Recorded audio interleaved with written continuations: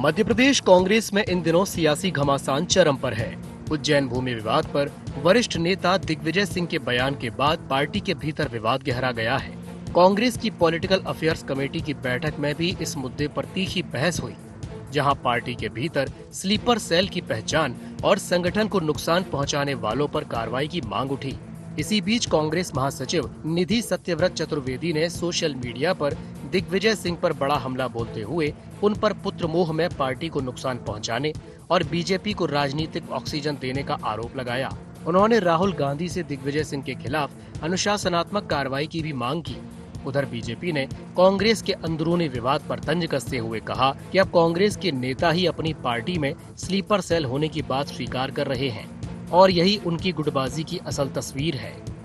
कांग्रेस में sleeper cell पर सियासत, पीएसी बैठक में उठा संगठन का मुद्दा, निधि सत्यव्रत चतुर्वेदी का दिग्विजय पर हमला, पुत्र मोह में बीजेपी को ऑक्सीजन देने का आरोप, राहुल गांधी से कार्रवाई की मांग, बीजेपी का तंज, कांग्रेस में खुली गुटबाजी। तो पहले से कहते हैं कांग्रेस बिना तथ्यों के आरोप लगाती है और अब तो सबसे मुख्य मुद्दा है कि कांग्रेस के नेताओं ने दिग्विजय सिंह को स्लीपर सेल कह दिया। तो अब बचा क्या है?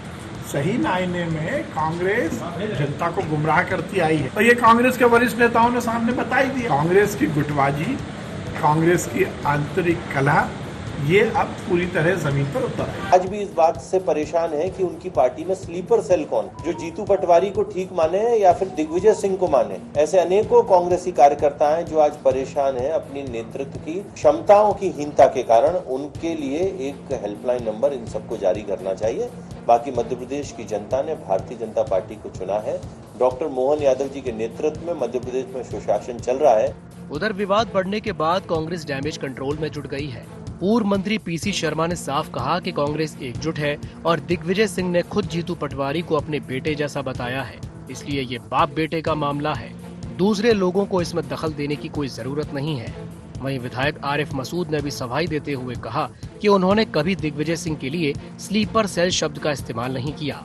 उनका कहना है कि पार्टी को नुकसान पहुंचाने वाले किसी भी मुद्दे पर चर्चा केवल संगठन के अंदरूनी मंच पर होनी चाहिए और कांग्रेस को मजबूत करना ही सभी नेताओं की प्राथमिकता है। दिग्विजय सिंह जी ने कह दिया कि मेरे बेटे जैसा, ये बाप बेटे का मामला है, इसमें बाकी मुसल क्यों बन रहे हैं? ये बाप बेटे सुलझ लेंगे। और जो स्लीपर सेल की बात कर रहे हैं वो पहले अपना गिरेबान जाके। स्लीपर सेल शब्द का मैंने प्रयोग नहीं करा, तो मेरे नाम का वो गलत प्रयोग करा है। नहीं, मैंने केवल इतना कहा था कि 2 प्रेस कॉन्फ्रेंस हो गई, एक जीतू पटवारी जी की हो गई और एक दिग्विजय सिंह जी की हो गई। तो इसलिए अब बहुत ज्यादा ये मामले में आंदोलन करने में हमको कहीं ना कहीं कठिनाई आएगी, तो दोनों का बयान इकट्ठा आना चाहिए। बहरहाल कांग्रेस की सियासत में छिड़ी ये बयानबाजी अब महज नेताओं के बीच मतभेद का मामला नहीं रह गई है, बल्कि संगठन की एकजुटता और नेतृत्व की पकड़ की भी परीक्षा बन गई है। एक और पार्टी विवाद को थामने में जुटी है, तो वहीं दूसरी ओर विपक्ष इसे कांग्रेस की कमजोरी बताकर लगातार हमलावर है। अब देखना दिलचस्प होगा कि ये विवाद बंद कमरे में सुलझता है या फिर आने वाले दिनों में कांग्रेस की सियासत को और उलझा देता है। Bureau report, IND 24।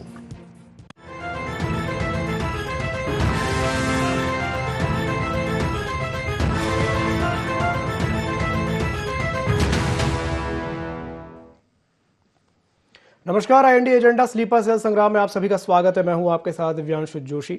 चर्चा को देंगे विस्तार, लेकिन उससे पहले एक नजर डालते हैं क्या है आज के एजेंडा पॉइंट्स। निधि सत्यव्रत चतुर्वेदी के आरोपों के क्या है मायने? क्या खुलकर सामने आई कांग्रेस की स्लीपर सेल की लड़ाई? कितना असरदार साबित होगा कांग्रेस का डैमेज कंट्रोल? बीजेपी क्यों बता रही इसे गुमराह करने की राजनीति? तो मध्य प्रदेश कांग्रेस में इन दिनों सियासी घमासान चरम पर है। उज्जैन भूमि विवाद पर वरिष्ठ नेता दिग्विजय सिंह के बयान के बाद अब पार्टी के भीतर विवाद जो है वो गहरा गया है। कांग्रेस की पॉलिटिकल अफेयर्स कमेटी की बैठक में भी इस मुद्दे पर तीखी बहस हुई, जहां पार्टी के भीतर स्लीपर सेल की पहचान और संगठन को नुकसान पहुंचाने वालों पर कार्रवाई की मांग उठी है। और इसी बीच कांग्रेस महासचिव निधि सत्यव्रत चतुर्वेदी ने सोशल मीडिया पर दिग्विजय सिंह पर बड़ा हमला बोलते हुए उन पर पुत्र मोह में पार्टी को नुकसान पहुंचाने और बीजेपी को राजनीतिक ऑक्सीजन देने का आरोप लगा दिया है। आज इसी विषय को लेकर के हम चर्चा करेंगे। कुछ खास मेहमान हमारे साथ चर्चा में शामिल हो रहे हैं, आपका परिचय करा देते हैं। हमारे साथ चर्चा में जुड़ रहे हैं विवेक गुप्ता जी, विवेक गुप्ता जी भारतीय जनता पार्टी का पक्ष रखेंगे, प्रवक्ता हैं भारतीय जनता पार्टी के। बहुत बहुत स्वागत है सर आपका ND24 में। हमारे साथ जुड़ रहे हैं प्रकाश सक्सेना जी, वरिष्ठ पत्रकार हैं। प्रकाश जी, आपका भी स्वागत है ND24 में। और हमारे साथ जुड़ रहे हैं रमेश शर्मा जी, आप भी वरिष्ठ पत्रकार हैं सर, आपका भी बहुत बहुत स्वागत है ND24 में। चलिए शुरुआत में गुप्ता जी आपसे कर लेता हूँ। गुप्ता जी, अभी आपने दोनों की ही बाइट सुनी, आरिफ मसूद जी की भी बाइट सुनी और PC शर्मा जी की भी बाइट सुनी। आरिफ जी तो ये कह रहे हैं कि नहीं नहीं ऐसी तो कोई बात ही नहीं है और हमारे कहने का वो मतलब था ही नहीं, और PC शर्मा कह रहे हैं वो तो बाप बेटे के बीच का मामला है, और दूसरों को क्या जरूरत पड़ रही है चौधरी बनने की, क्या कहेंगे गुप्ता जी? देखिए, कांग्रेस के अंतर कलह का और वर्चस्व की लड़ाई का आलम यह है कि कांग्रेस पार्टी प्रदेश में तो विपक्षी होने का विश्वास भी खो चुकी है और दर्जा भी, नैतिक दर्जा भी ये अपना समाप्त कर चुकी है। जीतू पटवारी के नेतृत्व को कांग्रेस ने ही, कांग्रेस पार्टी ने ही एक नकारा साबित कर दिया है, सिद्ध कर दिया है। एक असफल नेतृत्व के रूप में जीतू पटवारी साबित हो रहे हैं। उनके नेतृत्व में कांति बम भाग जाते हैं लोकसभा उम्मीदवार, उनके नेतृत्व में मीनाक्षी नटराजन चुनाव का फॉर्म निरस्त हो जाता है, उन्हीं के नेतृत्व में 22 NSOA अध्यक्षों को प्रदर्शन नहीं करने के आरोप में उन्हें नोटिस दिए जाते हैं। और फिर जीतू पटवारी एक झूठ पे उतर आते हैं कि किसी न्यास को 500 करोड़ की भूमि, एक मनगढ़ंत आरोप लगा देते, मिथ्या आरोप, जो BNS की धारा 248 में एक आपराधिक कदाचार है, और हमने मांग भी की है कि प्रकरण भी दर्ज होना चाहिए इन पर। लेकिन जीतू पटवारी जी के झूठे आरोप के उसमें बाद दिग्विजय सिंह जी सामने आते हैं और सत्य और तथ्य रखते हैं कि इसमें कुछ भी गलत नहीं हुआ है, ये शासकीय मिल्कियत का ट्रस्ट है जिसे ये भूमि 1 रुपए लीज पे दी गई है। दूध का दूध और पानी का पानी दिग्विजय सिंह कर देते हैं। अब इसमें कांग्रेस कहती है कि बाप बेटे का ये लड़ाई है, तो वो अपने बेटे को ही यदि वो उजागर कर रहे हैं, उसकी गलतियां बता रहे हैं, तो ये जनता के सामने कांग्रेस को इस बात की स्वीकारोक्ति भी करना चाहिए और माफी भी मांगना चाहिए कि मुख्यमंत्री या सरकार पर इस तरह के झूठे आरोपों से वो बचे। जी जी, ठीक ठीक ठीक ठीक, चलिए ठीक। रमेश सर, मैं आपके पास आना चाहूँगा। मैं अभी ऐसे ही सर्च कर रहा था तो स्लीपर सेल का चूंकि जिक्र आया, तो स्लीपर सेल की जो परिभाषा है, वो स्लीपर सेल की परिभाषा कुछ इस तरह से है कि ऐसे व्यक्तियों या समूह को कहा जाता है जो किसी संगठन, संस्था या देश के भीतर सामान्य सदस्यों की तरह रहते हैं, लेकिन विशेष अवसर आने पर किसी विशेष एजेंडे, साजिश या निर्देश के तहत सक्रिय होकर के काम करते हैं, लंबे समय तक निष्क्रिय रहते हैं, इसलिए इनको स्लीपर कहा जाता है, और जब एक्टिव हो जाते हैं तो वो स्लीपर सेल की इस तरह की परिभाषा यहाँ पर लिखी हुई है। अच्छा, अब स्लीपर सेल को लेकर के बात चल रही है कि भाई कांग्रेस के भीतर स्लीपर सेल कौन है और इसको आइडेंटिफाई किया जाना चाहिए। अच्छा, ये पहली दफा नहीं है, ये चीज पहले से चली आ रही है कि कहीं ना कहीं वो जो एक कहते हैं ना कि गुटबाजी कह लो या आपस में नहीं बनती है। मैं आपसे जानना चाहूंगा कि भाई ये कारण क्या है कि इस तरह की स्थिति अब इस लेवल पे आ गई है कि अविश्वास जैसी स्थिति उत्पन्न हो गई है कि कोई किसी पर भरोसा ही नहीं कर पा रहा है। भरोसा करें तो करें किस पे, ये भी तो एक है ना। देखिए, मोटे तौर पर इसमें कोई शक नहीं कि चूंकि कांग्रेस में गुटबाजी पहले दिन से है। शुरुआत के दिन अगर हम छोड़ दें जब ह्यूम साहब ने कांग्रेस का गठन किया था, लेकिन जैसे ही कहीं ना कहीं उसमें लोग जुड़े और 1891-92 के साथ कांग्रेस में गुटबाजी शुरू हुई, जो 1905 के बाद बहुत खुल करके सामने आना शुरू हुई। कांग्रेस के सम्मेलनों में भी जो गरम दल और नरम दल के बीच में जो झंझट हुई, कई बार, एक बार तो गांधी जी ने त्यागपत्र दिया है, एक बार सुभाष बोस ने भी त्यागपत्र दिया, कितनी बार ऐसा। एक बार तो इतना बड़ी घटना हुई जब इंदिरा जी थी कि कांग्रेस ने राष्ट्रपति पद के लिए उम्मीदवार घोषित किया, लेकिन इंदिरा जी ने समानांतर उम्मीदवार बीबी गिरी को खड़ा किया। तो कुल मिलाकर के ये गुटबाजी उनकी बहुत पहले से रही है। लेकिन एक जो नया शब्द आया है स्लीपर सेल, उसमें जो आपने भी उसकी परिभाषा बताई, नया शब्द आया है, और उसका एक कारण है। अगर हम वर्तमान नेतृत्व में देखेंगे, जीतू पटवारी जी को लेकर, दिग्विजय सिंह जी को लेकर, कमलनाथ जी को लेकर के, तो स्वाभाविक रूप से ये पहले दिन से इनमें बराबर कहीं ना कहीं तनाव और खींचतान है। मुझे याद पड़ रहा है कि 2018 के चुनाव में कमलनाथ जी ने कहा था, उन दोनों ज्योतिरादित्य तो कांग्रेस में ही हुआ करते थे, उन्होंने कहा कि मैं आपकी सिफारिश करूंगा, तो दिग्विजय सिंह ने खंडन किया था, उन्होंने कहा था नहीं, हाईकमान तय करेगा। और उसके बाद जब टिकट वितरण में झगड़ा हुआ तो कमलनाथ जी ने कहा कि जाकर के किसके कपड़े फाड़ो तुम जाकर के, ये बाकायदा मीडिया में आया जी। तो जिन दिनों सरकार भी थी उन दिनों उमंग सिंगार जी ने बाकायदा दिग्विजय सिंह जी को लेकर के कई ऐसी टिप्पणियां की थी कि जो अलग तरह की टिप्पणियां की थी। और अभी अगर हम 10-15 दिन पहले का देखें, कांग्रेस की एक मीटिंग में दिग्विजय सिंह जी कुर्सी पर बैठे हुए थे, इशारा किया जीतू पटवारी ने, तो किसी और ने उनको उठा करके कहा और उसका फिर बैठक में बोले नहीं। तो ये सारी घटनाएं इस बात का संकेत करती हैं कि कांग्रेस के भीतर कुछ ठीक नहीं चल रहा। और अगर कांग्रेस एक अपने जिलाध्यक्षों की कमेटी घोषित करती है तो वो रोक दी जाती है। तो कुल मिलाकर के ये उसमें कांग्रेस में ठीक नहीं चल रहा। तो और जिस तरीके से स्लीपर सेल जो अब शब्द आया है, मैं समझता हूँ ये अपने आप में बहुत आश्चर्यजनक शब्द आया है। ये इसमें कांग्रेस के भीतर किसी न किसी बिखराव, किसी न किसी तनाव उसकी एक सूचक है। और चूंकि दिग्विजय सिंह एक बहुत कद्दावर नेता है, वो 1977 में पहली बार विधायक बने थे और तब से एक बार कांग्रेस जब विषम परिस्थितियों में थी, अर्जुन सिंह जी ने भी विद्रोह किया था, माधव राव जी ने भी विद्रोह करके अलग पार्टी बना ली थी, उस परिस्थिति में उन्होंने कांग्रेस को खड़ा किया। तो स्वाभाविक रूप से एक कद्दावर नेता है और वो अपने बेटे को भी कहीं ना कहीं अब खड़ा करके खुद किनारे होना चाह रहे हैं। 80 के आसपास उनकी आयु भी हो गई है। तो मैं समझता हूँ कहीं ना कहीं ये चल रहा है और मुझे जो उम्मीद लग रही है कि कांग्रेस हाईकमान बहुत जल्द हस्तक्षेप करेगा, या तो इनके बीच में समझौता कराने का कोई कड़ा निर्णय लेगा अथवा फिर एक आध किसी को चेंज होगा। तो हाईकमान के बिना हस्तक्षेप के ये आंतरिक तनाव दूर नहीं होगा। जी ये बात तो आपने बिल्कुल सही कही, हाईकमान को हस्तक्षेप तो करना ही पड़ेगा भाई। अगर हाईकमान हस्तक्षेप नहीं करेगा तो ये जो अभी देखने को मिल रहा है जो ये और बढ़ता चला जाएगा। अच्छा, इसी से जुड़ा हुआ मेरा एक सवाल प्रकाश जी आपके लिए है कि भाई इसको मैं ऐसे देख रहा हूं कि ये प्रदेश के लिए भी कोई बहुत अच्छी स्थिति नहीं है, कांग्रेस के लिए तो अच्छी है ही नहीं, वो तो पता चल रहा है।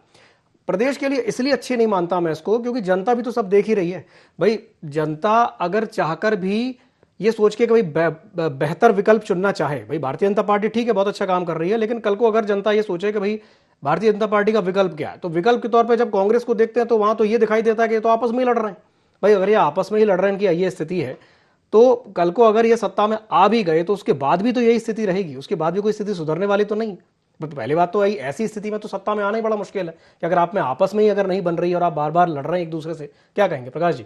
नहीं, बिल्कुल सही। जो हम आज़ादी के बाद जो हमें देश सौंपा था, जो उस समय जो स्वतंत्रता संग्राम सेनानी थे, संविधान निर्माता थे, मैं पहले ही बोल चुका, उनकी बड़ी अच्छी नीयत थी कि जनता वास्तविक आज़ादी को महसूस करे। लेकिन नैतिकता से अनैतिकता के ओर जब इतना समय हो गया हमारे आज़ादी का, ये अनैतिकताएं धीरे धीरे घुसने लगी और ये इसका खामियाजा जनता को तो भुगतना नहीं पड़ता, क्योंकि यदि विपक्ष अपना अच्छा काम करे तो सरकार अच्छा काम करती है। और शायद 2023 के चुनाव में तो मैंने भी सोशल मीडिया पे चलाया था कि हमें एक अच्छा विपक्ष चुनना चाहिए, सरकार नहीं। हम गलती क्या करते हैं, हम सरकार चुनने के लिए वोट देते हैं। भाजपा आज इतनी सटीक जमी हुई, इससे लंबे समय से जमी हुई है क्योंकि वो अपने जो टाइम था एक बहुत अच्छा विपक्ष होती थी। सरकार को ऐसा नहीं, स्लीपर सेल उस समय भी होती थी। क्या होता था, भाई साहब तो बहुत अति वरिष्ठ पत्रकार हैं, हम लोग वरिष्ठ लिखते हैं, आपका ज्यादा अनुभव है, आपने अर्जुन सिंह जी के कार्यकाल को भी देखा, दिग्विजय सिंह जी के कार्यकाल को देखा। पक्ष विपक्ष के कई नेताओं में क्लास में सेटिंग होती थी, कई मामलों में वो एक दूसरे का सपोर्ट करते थे, यहां तक कि चुनाव लड़ने के लिए भी वो अपने लोगों को जिताने के लिए आपसी घेराबंदी करते थे। तो हम उसको एक फिक्सिंग टाइप का मानते थे कि अलग अलग गुटों में क्लास में एक समझौता टाइप का होता था। स्लीपर सेल क्या होती थी कि भाई साहब को याद होगा कि राकेश चतुर्वेदी जी नेता प्रतिपक्ष थे कांग्रेस के जी, लेकिन अचानक वो सदन में ही पाला बदल लेते हैं।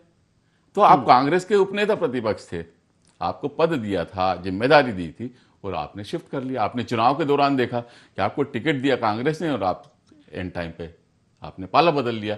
तो आप एक स्लीपर, आप पहले ही मना कर देते हैं ना कि हम भाजपा में जाने वाले हैं। तो स्लीपर सेल इसे कहते हैं कि आप उधर के दिख रहे हो और एंड टाइम पे आप पाला बदल के पार्टी को धोखा दे रहे हैं। तो एक चलो पार्टी को नहीं दे रहे हैं, आप जनता को भी धोखा दे रहे हैं, क्योंकि यहां पर लगातार विपक्ष की विश्वसनीयता समाप्त होती जा रही है। जनता यदि परिवर्तन करना भी चाहती है सत्ता में तो उसे एक विश्वसनीय विपक्ष नहीं, ये कांग्रेस के साथ सबसे बड़ा अभाव इसी चीज का है, विश्वसनीयता का, क्योंकि जनता को लगता ही नहीं कि टिक पाएगी। 2018 में उन्होंने आपको सरकार में बिठा दिया लेकिन आप टिक नहीं पाए, आप ऐसी छाप नहीं छोड़ पाए कि जनता को आखिर है कि यार ये सरकार अच्छा काम कर रही थी पर इनको गलत तरीके से गिरा दिया। आपको ऐसे काम करते हुए भी नहीं दिखे। राहुल गांधी जी जो हैं वो मध्य प्रदेश से इसीलिए निराश लगे। उन्होंने आप देखें राजस्थान में गहलोत जी और वो सचिन पायलट जी के बीच में विवाद था, उन्हें इंटरफेयर किया वहां पर, छत्तीसगढ़ में किया और जगहों पे किया, लेकिन मध्य प्रदेश में जब सिंधिया जी गए तो उन्होंने कोई इंटरफेयर नहीं किया, क्योंकि वो खुद भी इस तरह की जो वरिष्ठ नेताओं के खेल थे। एक्चुअल में यहाँ जो छत्रप हैं, छत्रप और हाईकमान के बीच का संघर्ष रह गया। छत्रप अपना क्षेत्र, अपनी सल्तनत है, उससे वर्चस्व अपना छोड़ना नहीं चाहते। आप नए लोगों को आने दें, परंतु वो चाहते हैं कि वो उन्हीं के पुत्र आए। तो जो दूसरे जो जूनियर नेतृत्व है पार्टी का, वो उभर नहीं पा रहा है और उनमें विश्वास भी नहीं है। कई घटना है जो इस बताएंगे कि इस तरह के खेल चलते रहे कि दूसरे लोगों को यहाँ मौका ही नहीं मिल पा रहा विपक्ष में भी। तो इसलिए ये विश्वसनीयता का अभाव में घिरी हुई है। और आपने दिग्विजय सिंह जी को तो बोल दिया नेताओं ने, परंतु अकेले दिग्विजय सिंह जी नहीं है, ढेरों सत्ता के 1000 हाथ होते हैं उपकृत करने के। आप खोज तो करें, और मुझे लगता है मध्य प्रदेश में वो तैयारी शुरू हो गई है स्लीपर सेल्स को तलाशने की। अच्छा, ये चीज जो आपने बोला ना कि भाई कांग्रेस में युवा नेतृत्व को उतना मौका नहीं मिल पा रहा है उभर करके आने का, ऐसा बीजेपी में नहीं दिखता। लेकिन भारतीय जनता पार्टी में ये चीज हाईकमान मजबूत है, हाईकमान भी मजबूत है और बीजेपी युवाओं को भर भर के मौके देती है, भर भर के उनको आगे बढ़ाती है। विवेक जी क्या कहेंगे? निश्चित रूप से देखिए, पार्टी की, भारतीय जनता पार्टी की एक अपनी नीतियां हैं, अपने सिद्धांत है और एक उसका अनुशासन है। और जब वो सिद्धांतों की राह पर खुद भी चलती है और अपने सदस्यों को भी चलने पर वो रखती है। प्रदेश में डॉक्टर विजनरी मुख्यमंत्री डॉक्टर मोहन यादव की सरकार है। उन्होंने प्रदेश के विकास की, भारत की एक ऐसी अमर गाथा लिख दी है जिसके सामने कांग्रेस हताश है, निराश है और मुद्दे विहीन है। इसी का परिणाम है कांग्रेस में इस तरह की अंतर्कलह जो हो रही है। और आने वाले समय में देखेंगे कि आने वाले समय में जब जनता के बीच परीक्षा होगी तो आज बस की सीटों की बराबर विधायकों वाली कांग्रेस टेम्पो ट्रेवलर के बराबर सीटें रह जाएंगी और कांग्रेस की स्थिति इतनी बुरी होने वाली है, क्योंकि जनता का विश्वास खो चुकी है कांग्रेस के नेतृत्व से। आम कार्यकर्ताओं का भरोसा उठ चुका है। कांग्रेस का कोई भविष्य नहीं है। कांग्रेस निश्चित रूप से गर्त में जाने वाली है, इसे कोई नहीं रोक सकता। अच्छा गुप्ता जी, कांग्रेस जैसे ये जो आरोप लगाती है, वो कहती है कि भाई प्रदेश में आप रोजगार की स्थिति देख लीजिए या सड़कों की स्थिति देख लीजिए, इंफ्रास्ट्रक्चर की बात कर लीजिए। वो कहते हैं कि भाई मध्य प्रदेश में इतने समय तक, चूंकि आपकी सरकार रही है लंबे समय तक, उसके बाद भी प्रदेश की स्थिति वहां नहीं पहुंच पाई जहां होना चाहिए था। क्या कहेंगे इस पर? देखिए, जहां तक कांग्रेस के आरोपों का सवाल है तो आप देख ही रहे हैं कि जीतू पटवारी टीवी पे झूठ बोलते हैं, जो कि एक आपराधिक कृत्य करते हैं कांग्रेस के लिए। केरल में ईवीएम सही हो जाती है, बंगाल में ईवीएम गलत हो जाती है। तो कांग्रेस के आरोपों में तो कोई दम है ही नहीं, कोई तथ्य ही नहीं है। और रही बात विकास की, तो डॉक्टर मोहन यादव सरकार के विकास की गाथा जनता के सामने है। उन्होंने रोजगार, आज किसानों को 4 गुना मुआवजा दिया, रोजगार सृजन के इतने अवसर पैदा कर दिए हैं। आज मोहन यादव जी की नीतियां हैं जो पूरा उद्योग क्षेत्र मध्य प्रदेश में निवेश करने के लिए लाइन लगाकर खड़ा है और प्रदेश की समृद्धि के द्वार खुले हुए हैं और प्रदेश निश्चित रूप से समृद्ध और विकसित मध्य प्रदेश की ओर बढ़ रहा है। चलिए ठीक। रमेश जी, मैं आपके पास आना चाहूंगा। अभी जैसे अब चूंकि हम लोग जब डिबेट कर रहे हैं तो हमारे बीच में कांग्रेस का प्रतिनिधित्व करता कोई है नहीं है, कोई प्रवक्ता कांग्रेस का नहीं है, और कांग्रेस ने कहा कि भाई 3 दिन के वो मौन सत्याग्रह पर हैं और इस विषय पर या किसी विषय पर अभी 3 दिन तक कुछ नहीं बोलेंगे। आपको क्या लगता है, ये जो 3 दिन का मौन सत्याग्रह है, क्या ये वाकई में लोकतांत्रिक तरीका है अपना विरोध को रखने का, या फिर ये एक तरीके की ड्रामेबाजी है जैसा कि बीजेपी कह रही है? क्या कहेंगे रमेश जी? देखिए, मोटे तौर पर ये कहीं ना कहीं, अब इसको क्या ड्रामेबाजी भी कह सकते हैं, लोकतंत्र का तरीका भी कह सकते हैं, लेकिन कुल मिलाकर के ये सारी घटनाएं जो हैं ये सामान्य घटनाएं नहीं मानी जा सकती। और इन सब का कांग्रेस को निश्चित रूप से, संगठन को चुनाव में इसका नुकसान ही होगा। एक और बात कांग्रेस पे भी देखने को मिल रही है, इस समय वो जितने मुद्दे उठा रहे हैं, ज़्यादातर मुद्दे एक तो नकारात्मक मुद्दे उठा रहे हैं और मीडिया ओरिएंटेड मुद्दे उठा रहे हैं। नकारात्मक मुद्दों का और मीडिया ओरिएंटेड मुद्दों का बहुत ज़्यादा चुनाव में लाभ नहीं मिलता। अगर कांग्रेस को लाभ होगा तो कहीं ना कहीं सरकार की जो इनकम्बेंसी है उसका लाभ होगा। इस समय जो वातावरण है, कहीं ना कहीं लाइन ऑर्डर पर थोड़ा सा काम करने की बहुत आवश्यकता है, अधिकारियों पर कंट्रोल करने की भी बहुत आवश्यकता है। अगर अपराध जिस तरीके से बढ़ रहा है उस पर कंट्रोल करने की आवश्यकता है। अगर भाजपा को नुकसान होगा तो उसकी अपनी गलतियों के कारण नुकसान होगा। कांग्रेस अभी इस स्थिति में नहीं है कि वो अपने को खुद का कद बढ़ा करके लंबी लाइन खींच करके भाजपा को नुकसान पहुंचा सके। तो स्वाभाविक रूप से, लेकिन ये जो घटनाक्रम अभी का घट रहा है, लेकिन मुझे लग रहा है कि इस घटनाक्रम में कुछ ना कुछ परिवर्तन होगा। ये ऐसा का ऐसे ही आगे चल करके 2028 के चुनाव तक ऐसा का ऐसा वातावरण नहीं रहेगा। मुझे लग रहा है कि अगले 6-8 महीनों में कांग्रेस कुछ ना कुछ ऐसा कि कहा है प्रकाश जी ने राजस्थान में जैसा निर्णय लिया, मैं समझता हूँ कुछ बड़ा निर्णय मध्य प्रदेश के संदर्भ में हो सकता है। जी जी जी, मध्य प्रदेश के संदर्भ में बड़ा निर्णय हो सकता है। प्रकाश जी, क्या आपको भी यही लगता है कि कोई बड़ा निर्णय लिया जा सकता है? अच्छा, जैसे अभी आपने अपने पिछले वक्तव्य में कहा था कि भाई हाईकमान को इंटरफियर करना ही पड़ेगा। अच्छा, हाईकमान ये सारी चीजें देख रहा है, ऐसा तो नहीं कि वो नहीं देख रहे हैं, सब सारी चीजों को बारीकी से ऑब्जर्व भी कर रहे हैं। तो आपको क्या लगता है कि क्या हाईकमान का उतना कंट्रोल नहीं है क्या प्रदेश के नेताओं पर, की या फिर या तो कंट्रोल उतना नहीं है, यूं कहा कि थोड़ा सा कमजोर पड़ गया? क्या कहेंगे प्रकाश जी? नहीं, हाईकमान काफी लंबे समय से कमजोर चल रहा है। राहुल गांधी पहले एक लंबे समय खुद की इमेज से लड़ते रहे, उनकी जो एक इमेज की ब्रांडिंग हो गई थी वो खुद संघर्ष से करते रहे। अब उन्होंने देखा कि उन्हें क्षेत्रीय जो उनके जो छत्रप हैं प्रदेशों में, उनके जो नेतृत्व है, जो वरिष्ठ है, और वो इतने वरिष्ठ लोगों पे वो एकदम से कमांड कर नहीं सकते, वो उनको इतना महत्व भी नहीं दे रहे थे। यदि महत्व दिया होता तो यहाँ सरकार इतनी आसानी से तोड़ी जाती मध्य प्रदेश में। तो वो उन्होंने इसलिए राष्ट्रीय मुद्दों पे अटैक करना चालू किया। उन्होंने अपनी इमेज को बढ़ाना, उन्होंने अपने ग्राफ को, क्योंकि हाईकमान वही ताकतवर होता। जैसे आज नरेंद्र मोदी जी आज लोकप्रियता के चरम को छू चुके हैं, वो आज उनके नाम से वोट मिलते हैं। तो वो यदि किसी को कमांड करेंगे तो वो कोई दूसरा उनसे चू नहीं कर सकता। लेकिन यदि वही राहुल गांधी अपने पार्टी में करेंगे तो उनके बगावत करने वाले हम देख रहे हैं, जगह जगह बगावत हो रही, क्योंकि उनके जो लोकप्रियता ग्राफ है वो पहले उतना मजबूत नहीं था। अब वो चूंकि उन्होंने राष्ट्रीय मुद्दों पे, अब तो उनके विपक्षी दल भी मान रहे हैं। देखिए, ये विवाद हो सकता है, SIR ये सही है गलत है, पर टीएमसी नहीं मान रही थी। जब उसने भोगा तो आ गई उस मुद्दे, वो पहले समर्थन नहीं कर रही थी पर वो राहुल गांधी की शरण में आ गई। तो इस तरह से अब धीरे धीरे नेतृत्व उनका स्वीकार किया जाने लगा।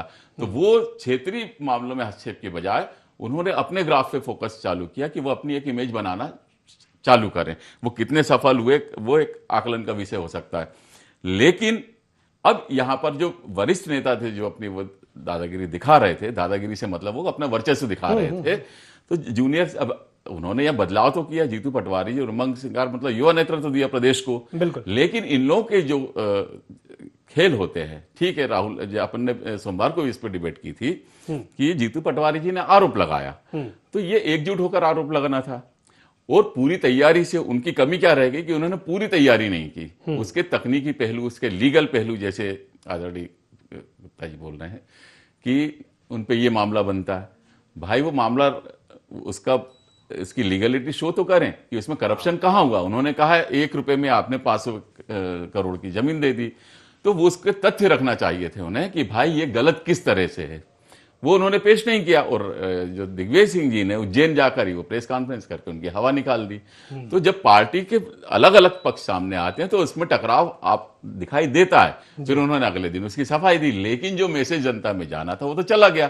तो विश्वसनीयता आप बना नहीं पा रहे हैं। विश्वसनीयता के लिए जैसे बीजेपी में एकजुट है, ऐसा नहीं कि बीजेपी में गुट नहीं है, लेकिन वो जो उनके मुद्दे होते हैं वो सब एक हो जाते हैं, सब उस समय पार्टी की लाइन पे चलते हैं। कांग्रेस में इस चीज का अभाव, जिसके कारण वो विश्वसनीय नहीं बन पा रही जनता। ठीक ठीक ठीक, विवेक जी कुछ कहना चाह रहे हैं? जी विवेक जी। चूंकि ये स्लीपर सेल की दिग्विजय सिंह के बयान के बाद ही बहस छिड़ी है, तो इस बहस के पीछे जा रहे कॉन्टेक्स्ट को भी देखना और समझना होगा कि वीर भारत न्यास अपने आप में एक अमर वीरों के पुराणों की गाथा है, उनका एक इतिहास है। तो ये कांग्रेस सिर्फ आरोप प्रत्यारोप की राजनीति नहीं कर रही है, उन महान वीरों का जिनका एक अपना इतिहास है, उन महापुरुषों जिनकी गाथा वहां प्रदर्शित होने जा रही है, और वो वीर भारत न्यास एक संग्रहालय के रूप में वहां स्थापित होने जा रहा है, उन अमर वीरों का भी एक कांग्रेस साथ में अपमान कर रही है। भारतीय संस्कृति और सभ्यता का भी कांग्रेस अपमान कर रही है झूठे आरोप लगाकर। जबकि वास्तविकता यह है कि वहां पर मध्य प्रदेश के राजस्व विभाग ने संस्कृति संचालनालय को 1 रुपए लीज पर वो भूमि ट्रांसफर की है, मिल्कियत अभी भी शासन की है। और ये तथ्य तोड़ मरोड़ कर जीतू पटवारी ने जो आरोप लगाया वो निश्चित रूप पे अपराध की श्रेणी में आता है। बिल्कुल। चलिए, एक अंतिम टिप्पणी चाहूंगा रमेश सर आपसे, उसके बाद चर्चा को समाप्त करेंगे। जी रमेश जी, एक छोटी सी टिप्पणी अगर आप करना चाहें तो। देखिए, मोटे तौर पर आरोप लगाना एक परंपरा है, विवादी परंपरा है, लेकिन जिस निचले स्तर पर जाकर के ये आरोप लगा, यद्यपि ऐसे उदाहरण राजनीति में है कि पार्टी ने एक आरोप लगाया लेकिन उसका खंडन पार्टी के किसी दूसरे व्यक्ति ने किया, ऐसा उदाहरण तो है, लेकिन जिस तरीके से ये स्लीपर सेल का शब्द का उपयोग किया है, ये मैं समझता हूँ ये थोड़ा सा एक गंभीर विषय है और इसी को पार्टी आगे लेगी। जीतू पटवारी और दिग्विजय सिंह का जो एक दूसरे को विरोधाभासी बयान है, उस पर हाईकमान, मुझे जो लग रहा है, मेरा अनुमान है, उस पर हाईकमान कुछ नहीं करेगा, लेकिन स्लीपर सेल वाले मामले में जिसने भी वक्तव्य दिया हुआ है उस पर कुछ ना कुछ कार्रवाई की संभावना लगती है। क्योंकि जो स्लीपर सेल शब्द है ना, ये अविश्वास को पैदा करता है, और अविश्वास अगर पैदा हो गया एक बार तो फिर बड़ी दिक्कत है, फिर तो बहुत ही ज़्यादा दिक्कत है। चलिए, बहुत बहुत धन्यवाद आप तीनों मेहमानों का हमारे साथ जुड़ने के लिए और चर्चा में शामिल होने के लिए। तो लब्बो लबाब ये है, बात सिर्फ इतनी सी है कि कांग्रेस को बहुत बहुत बहुत ज़्यादा अभी काम करने की ज़रूरत है, ठंडे दिमाग से सोचने की ज़रूरत है, संगठन के स्तर पर भी काम करने की ज़रूरत है, और इसलिए ज़रूरत है ताकि आने वाले समय में एक मजबूत विपक्ष सामने दिखे। ऐसा ना हो कि भाई भारतीय जनता पार्टी और केवल बीजेपी दिख रही है। मजबूत विपक्ष अगर दिखाई दे तो उसके लिए ज़रूरी कि कांग्रेस खुद पे काम करे और खुद को थोड़ा और मजबूत बना करके सामने आए। चलिए, एजेंडा में फिलहाल के लिए इतना ही। खबरों का सिलसिला लगातार जारी है, आप बने रहिए ID24 के साथ। नमस्कार।